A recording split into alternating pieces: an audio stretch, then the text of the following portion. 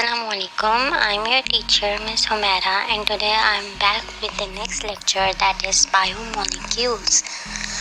Biomolecules होते क्या हैं? ये वो होते हैं जो कि हमारी बॉडी या तो नेचुरली सिंथेसाइज करती है या तो जो है क्या कहते हैं हमें फूड से लेने पड़ते हैं ताकि हमारी बॉडी का जो है फंक्शन अच्छे तरीके से हो सके।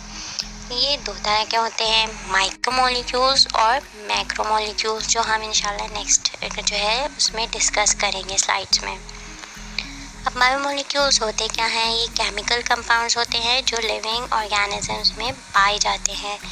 इसमें ऑर्गेनिक कंपाउंड्स भी होते हैं और इनऑर्गेनिक कंपाउंड्स भी होते हैं। इनकी एनालिसिस कैसे की जाती है?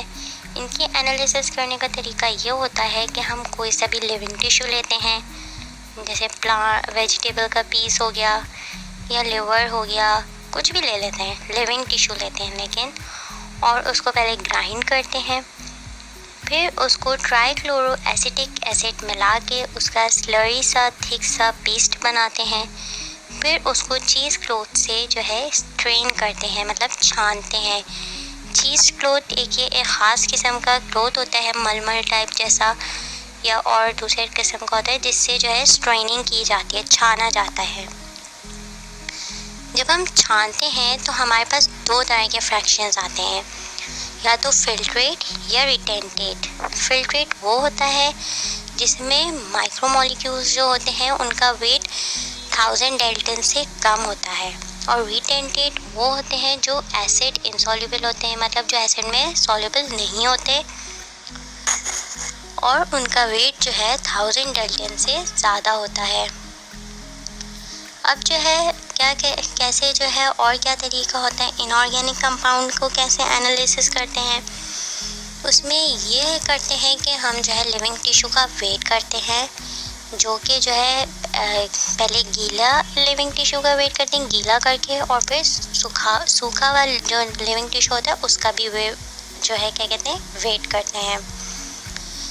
फिर जो है वो बर्न किया जाता है, मतलब जलाया जाता है, ताकि जो है उसके जो कार्बन कंपाउंड्स हैं वो जो है ऑक्सीडाइज हो जाएं गैसियस फॉर्म में, जो कि carbon dioxide and water vapours होते हैं, जो कि जाहिर सी बात है जब जल जाती है कोई चीज़ तो राख बन जाती है, जिसे ऐश कहते हैं, तो वो हमारे पास आ जाती है।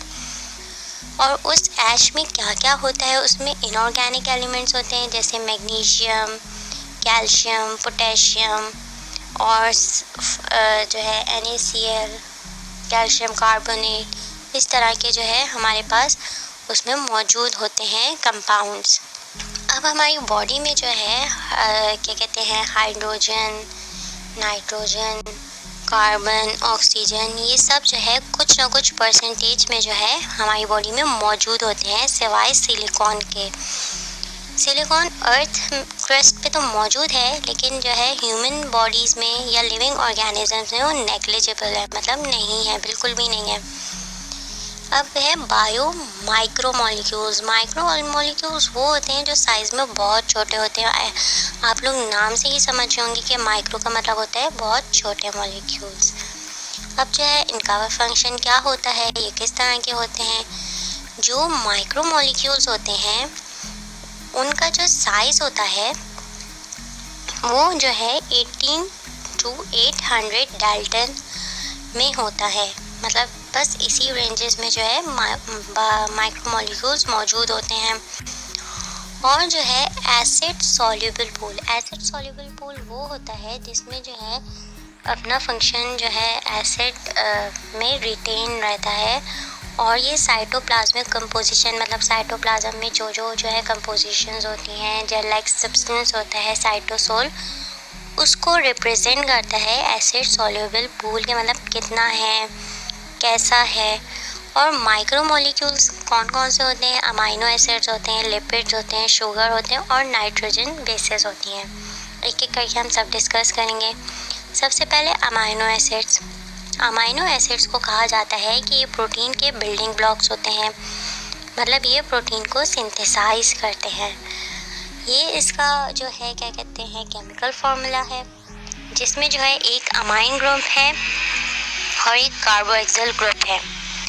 अमाइन ग्रुप जो होता है वो कार्बोक्सिल ग्रुप से अटैच होता है, तो उसको जो है हम अल्फा अमाइनो एसिड भी कहते हैं। अब जो है ये कुछ जो है स्ट्रक्चर्स बने हुए, जैसे ये जो स्ट्रक्चर अमाइनो ग्रुप के साथ अगर हाइड्रोजन अटैच होता है तो जो है ये क्या बनता है, ग्लाइसिन। अगर अमाइनो एसिड और कार्बोक्सिल ग्रुप के साथ जो है मीथेन ऐड होता है तो ये एलेनिन होता है। आर रिप्रेजेंट करता है साइड चेन को। अब आर के साथ मतलब साइड चेन के साथ जो अटैच होता है वो जो है क्या कहते हैं, आर ग्रुप होता है। अब अगर CH2OH अटैच होगा तो ये सेरीन बन जाएगा। इनके स्ट्रक्चर्स, एटॉमिक स्ट्रक्चर्स भी बने हुए हैं। अब ये वही बात है कि जो है 20 टाइप्स ऑफ अमाइनो एसिड्स होते हैं जो प्रोटीन को सिंथेसाइज करते हैं। एक होते हैं एसिडिक अमाइनो एसिड्स जिसमें ग्लूटामिक एसिड आता है, एक होते हैं बेसिक अमाइनो एसिड्स जिसमें लाइसिन आता है, और जो है एक होते हैं न्यूट्रल अमाइनो एसिड्स जिसमें वैलिन आता है। अमाइनो एसिड्स जो है ना एरोमेटिक होते हैं। एरोमेटिक वो कंपाउंड्स होते हैं जिनमें स्मेल होते हैं, स्वीट स्मेल होती है जिनमें। और इन स्वीट स्मेल्स में कौन कौन से अमाइनो एसिड्स आते हैं, टायरोसिन, फिनाइलएलेनिन एंड ट्रिप्टोफैन। अब होते हैं अमाइनो एसिड्स भी दो तरह के होते हैं, एक एसेंशियल होते हैं और एक नॉन एसेंशियल होते हैं। एसेंशियल अमाइनो एसिड्स जो होते हैं वो जो है हमारी बॉडी में सिंथेसाइज नहीं होते, ये हमें जो है अपनी डाइट से लेने पड़ते हैं। और वो कौन से अमाइनो एसिड्स होते हैं जो हमारी बॉडी सिंथेसाइज नहीं करती और जो डाइट के थ्रू मिलते हैं, वेजिटेबल्स, प्रोटीन्स वाली चीज़ें जो हम खाते हैं लाइक पल्सेस वगैरह से मिलते हैं ये। तो ये कौन कौन से होते हैं, लाइसिन होते हैं, ल्यूसीन होते हैं, ट्रिप्टोफैन होते हैं, आइसोल्यूसिन होते हैं and many more. Non essential amino acids तो हमारी बॉडी में नेचुरली प्रेजेंट होते हैं, सिंथेसाइज करती है हमारी बॉडी उन्हें। इसमें जो है ग्लाइसिन, एलेनिन, सिलीन और आर्जिनिन मतलब इनकी एग्जाम्पल्स हैं। अब है the next molecule is micromolecule is lipids. Lipids जो है वाटर इनसॉल्युबल होते हैं, मतलब अगर इन्हें वाटर में डाला जाए तो ये जो है डिज़ोल्व नहीं होते। इसमें सबसे वो ये ना ऑयली सब्सटेंसेस जो होते हैं ना वो लिपिड्स होते हैं। तो जो है इसमें हम सबसे मतलब कॉमन एग्जांपल हम ले सकते हैं ऑयल की, कि अगर आप उसको वाटर में डालेंगे तो वो ऊपर ऊपर आएगा, सेटल हो जाएगा, पानी नीचे रह जाएगा और ऑयल ऊपर आ जाएगा क्योंकि ये इनसॉल्युबल है। लिपिड्स में क्या क्या होते हैं, इसमें कार्बन होता है, हाइड्रोजन होता है और ऑक्सीजन होती है। लेकिन ऑक्सीजन जो होती है ना वो थोड़ी कम उसमें होती है अमाउंट में, इसी वजह से जो है ये डिज़ोल्व नहीं हो पाते। लिपिड्स की भी जो है टाइप्स होती हैं, सिंपल लिपिड्स, कंपाउंड लिपिड्स और डिराइव्ड लिपिड्स। सिंपल लिपिड्स जो है कौन से होते हैं, सिंपल लिपिड्स वो होते हैं जो फैटी एसिड्स, अल्कोहल और ग्लिसरॉल जो फॉर्म करते हैं। और इनमें जो है एक लिपिड्स में हाइड्रोकार्बन अटैच होता है आर चेन के साथ, मतलब साइड ग्रुप में जो है साइड चेन में आर ग्रुप जो है ना साइड चेन को कहते हैं जिसमें कार्बन अटैच होता है। ठीक है, इसमें पाल्मिटिक एसिड आता है जिसमें 16 कार्बन मौजूद होते हैं। आप इसका स्ट्रक्चर भी दे सकते हैं, C16 जो है इसका स्ट्रक्चर है। कंपाउंड लिपिड्स क्या होते हैं, ये esters of fatty acid and alcohol with additional groups. इनमें एक एडिशनल ग्रुप अटैच होता है। ये फॉस्फोलिपिड्स होते हैं जिसमें फैटी एसिड, ग्लिसरॉल और फॉस्फेट मौजूद होता है। इसकी एग्जांपल है, एक फैटी एसिड होता है लेसिथिन। अब जो है ड्राइव लिपिड्स, ये कौन से होते हैं जो हाइड्रोलिसिस के नतीजे में किसकी हाइड्रोलिसिस, सिंपल और कंपाउंड लिपिड्स की हाइड्रोलिसिस के नतीजे में जो है लिपिड्स जो बनते हैं वो ड्राइव लिपिड्स होते हैं। हाइड्रोलिसिस कहते हैं हाइड्रोजन की एडिशन को, और इसमें जो है the best example is cholesterol. अब the very next is sugars. Sugars को हम कार्बोहाइड्रेट्स भी कहते हैं। ये जो है वाटर सॉल्युबल होते हैं और जो है इनका टेस्ट जो होता है स्वीट होता है, मीठे मीठे होते हैं, लाइक ग्लूकोज, राइबो, शुगर्स, ये सब जो है कार्बोहाइड्रेट्स में मौजूद होते हैं। Like rice is also carbohydrate, और ये जो है कार्बन, हाइड्रोजन और ऑक्सीजन होते हैं, इनका रेशो होता है 1:2:1।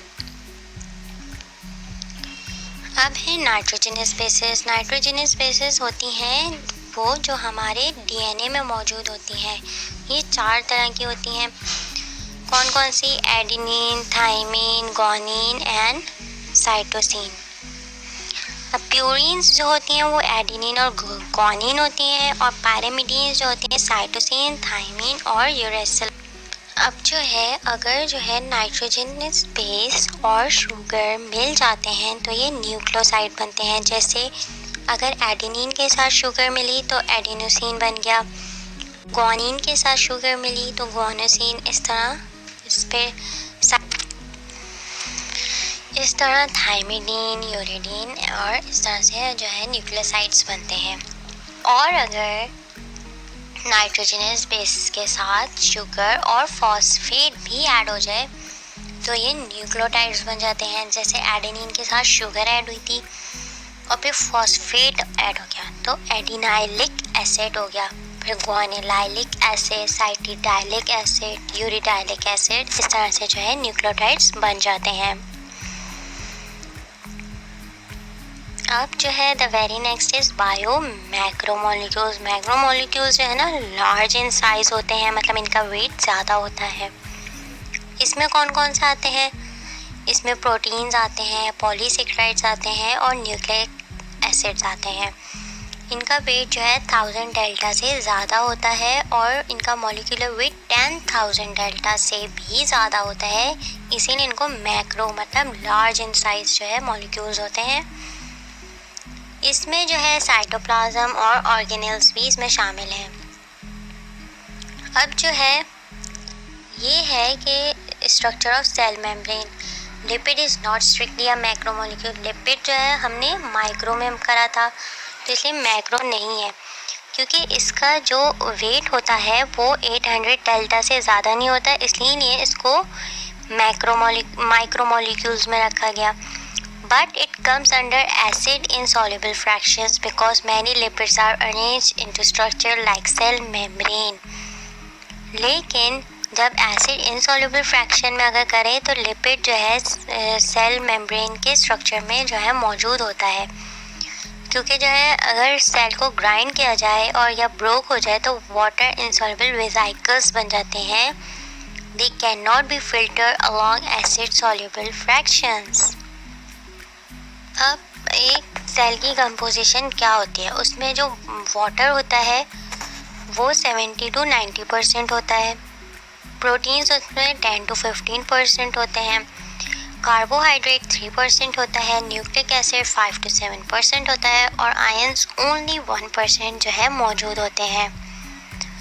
Now the very first one is the proteins. Proteins क्या होते हैं? ये हेट्रोपॉलीमर्स होते हैं अमाइनो एसिड्स के, और ये पॉलीपेप्टाइड्स भी होते हैं, मीन्स सो मैनी पेप्टाइड्स। ये लीनियर भी होते हैं। जो लीनियर चेन पॉलीपेप्टाइड्स होते हैं, अमाइनो एसिड्स होते हैं, वो पेप्टाइड बॉन्ड के थ्रू अटैच होते हैं।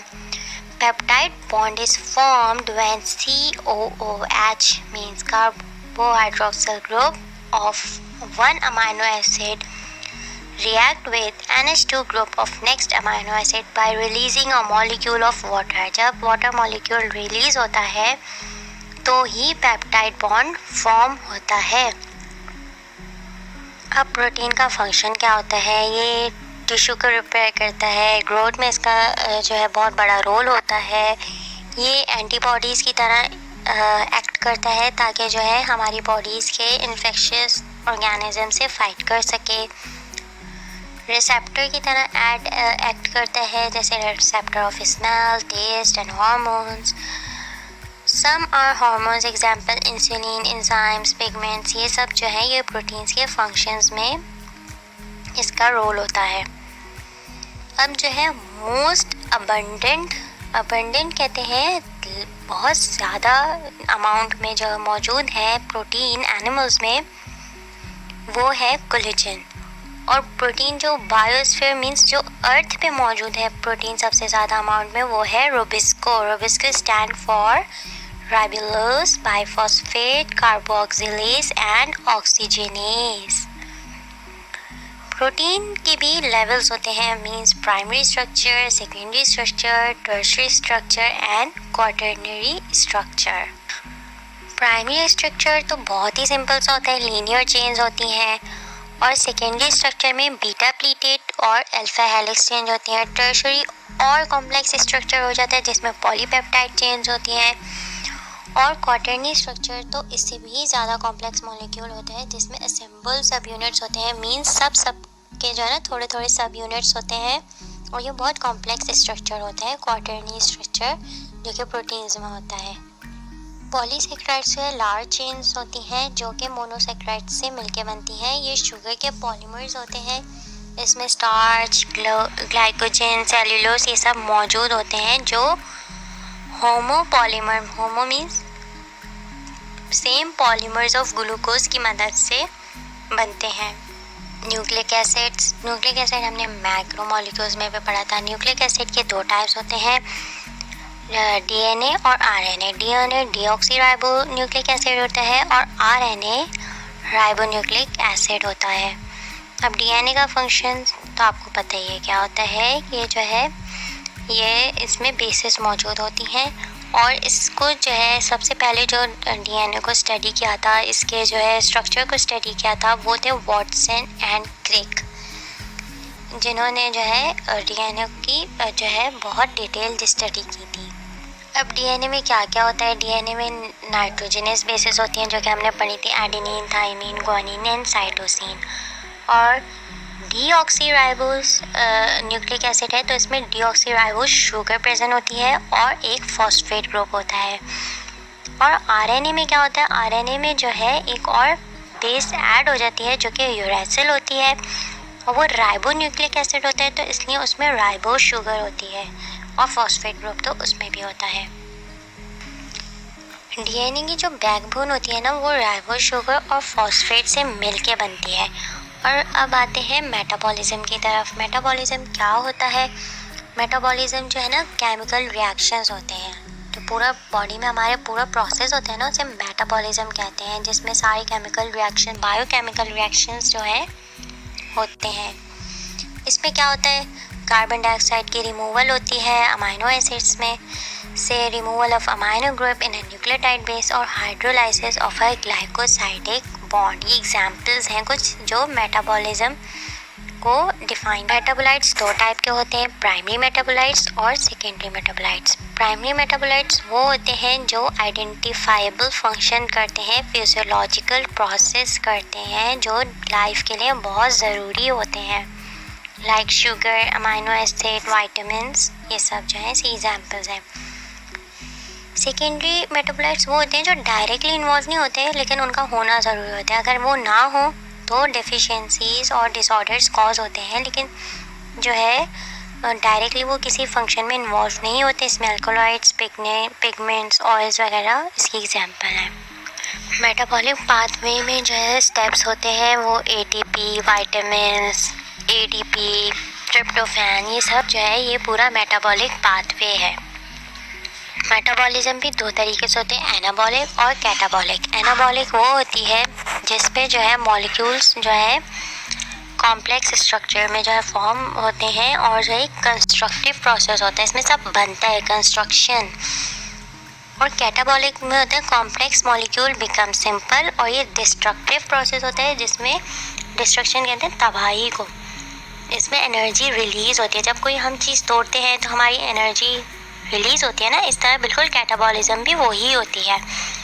जैसे ग्लूकोज लैक्टिक एसिड में जो है वो होता है कैटाबोलाइज होता है, ग्लाइकोलाइसिस होता है, रेस्पायरेशन में हमारी जो है एनर्जी रिलीज़ होती है, और एनाबॉलिक में एनर्जी कंज्यूम होती है, like amino acids into proteins, photosynthesis, इसमें एनर्जी हमारी कंज्यूम हो रही है, मतलब जमा हो रही है। अब एंजाइम्स क्या होते हैं, ये वो होते हैं जो रिएक्शन को स्पीड अप करते हैं। एंजाइम्स वो बायोलॉजिकल कैटलिस्ट हैं जो रिएक्शंस को स्पीड अप करते हैं। All enzymes are proteins but all proteins are not enzymes. Enzymes are specific, मतलब जो है ये इनका स्पेसिफिक जो है ये स्पेसिफिक सबस्ट्रेट के साथ जो है अटैच होते हैं। मतलब जैसे अभी हम ये डिस्कस करेंगे लॉक एंड की मॉडल, मतलब हर लॉक की स्पेसिफिक की होती है, इसलिए हर एंजाइम का स्पेसिफिक सबस्ट्रेट होता है जिससे वो अटैच होता है, वरना वो अटैच नहीं होता। इसे लॉक एंड की मॉडल कहा जाता है। ये पूरा जो है लॉक एंड की मॉडल है जिसमें जो है क्या क्या होता है, substrate bind to the active site. Substrate जो होता है वो ये जैसे ये सबस्ट्रेट है, ये एक्टिव साइट के साथ बाइंड हुआ और फिर जो है ये enzyme so that substrate is tightly bond with active site of enzyme.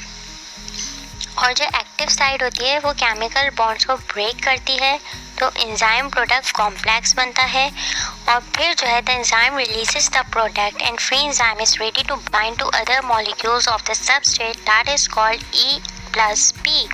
ये पूरी इसका डेफिनेटिव पूरे जो है एग्जाम्पल है जो कि आप देख सकते हैं। क्योंकि हर लॉक की स्पेसिफिक की होती है, इसी तरह हर एंजाइम का स्पेसिफिक सबस्ट्रेट होता है।